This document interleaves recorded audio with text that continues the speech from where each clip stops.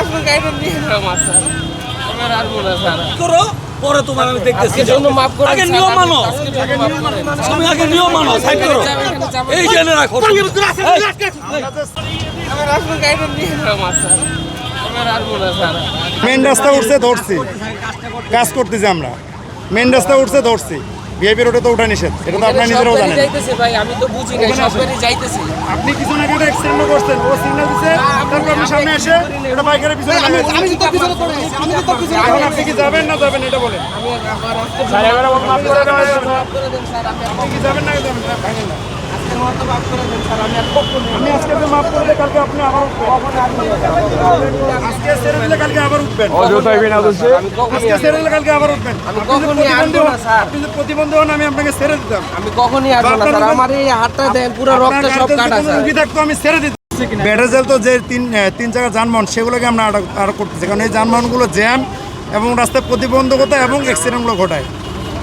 ঠিক আছে, আগে থেকে স্যার আগে থেকে নির্দেশনা দেওয়া আছে এবং ওই নির্দেশনা আমরা অনেক মোতাবেক গাড়ি পালন করতেছি। যাইতেছে ভাই, আমি তো আর অনেক গাড়ি কোথায় যাচ্ছে, অনেক গাড়ি যে কোটা যাইতেছে স্যার।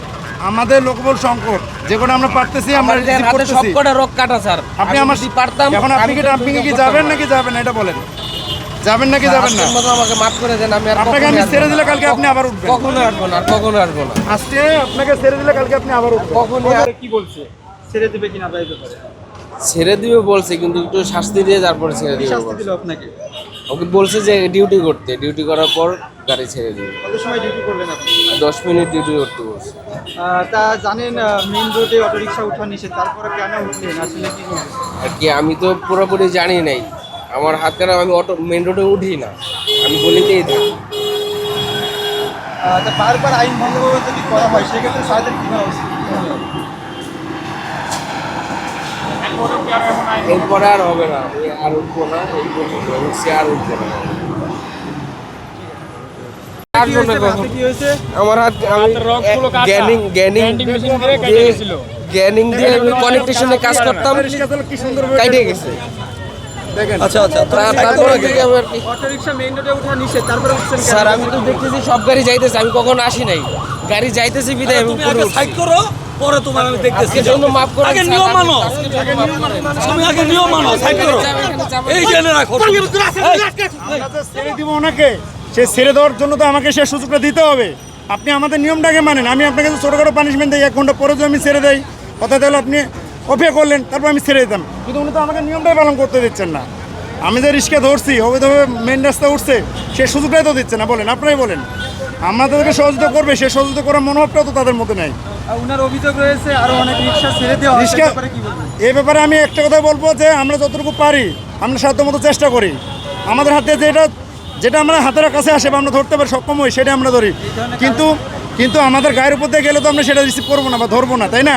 যেগুলো রানিংয়ে যায় সেগুলো তো চলে যায়, ওটাকে থামাতে গেলে আমার হাত পায়ের উপর দিয়ে চলে যাবে বা প্রথমে একটা দুর্ঘটনা করবে। আমরা সিগন্যাল দেই অথবা দেখলাম আমাদের হাতের কাছে যে দিকতে যায় আমরা সেটা ধরার চেষ্টা করি। এই ধরনের কার্যক্রম কতদিন চলবে আপনাদের? এটা কন্টিনিউয়াসলি পরবর্তী নির্দেশনা না দেওয়া পর্যন্ত এটা চলতে থাকবে আমাদের। আসলে মহাসড়কে ওঠা, সড়কে ওঠা এটা সম্পূর্ণ বৈধ। আমরা চেষ্টা করে যাচ্ছি যে না উঠে, তারপরে অনেক সময় রুগী নিয়ে আসে, এগুলো আমরা একটু বিবেচনা করি। মনুষ্য রুগী থাকে, সেগুলো তো আর আটক করে দেওয়া যায় না। তো এই ক্ষেত্রে আমরা যেটা আটক করছি, তো আটক করতে কষ্ট হয়েছে, তবে আগে আইন মানতে হবে।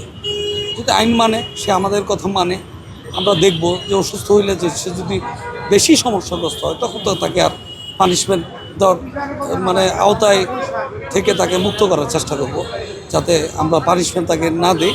সেজন্য আমার তরফ থেকে যে আমি প্রাথমিকভাবে যেটা পারি, আমার তো ক্ষমতা নেই, কিন্তু আমার চেষ্টা করি যে ওইটুকু দেখার জন্য আর কি। এই জন্য তাকে আমরা ওই যেহেতু অসুস্থ, সবাই রিকোয়েস্ট করতেছে, সবার কথা শুনতে হবে। আমরা মানুষ, পুলিশের জন্য কাজ করি, মানুষের জন্য কাজ করি, তো মানুষের কথা তো আমাদের শুনতে হবে। তবে মানুষকেও এটা সচেতন হতে হবে যেন সবাই যেন রিক্সা, এই ব্যাটারি চালিত রিক্সা, যান্ত্রিক রিক্সা যেন রাস্তায় না উঠায়, তারা যেন ব্যবহার না করে। শুধু পুলিশকে হতে হবে না, মানুষকে সচেতন করতে হবে। প্রাথমিকভাবে ওনাকে কি শাস্তি দিয়েছেন? আপাতত শাস্তি তাকে আমরা দেই না, 10 মিনিট 15 মিনিট তাকে আমরা একটু আটক রাখছি, তাকে একটু বুঝাই দিচ্ছি যাতে সে ভবিষ্যতে রাস্তায় না উঠে তাকে এটা বুঝিয়ে দিয়ে সে যেহেতু অস্ত তাকে আমরা 10-15 মিনিট আমরা ছেড়ে দেব।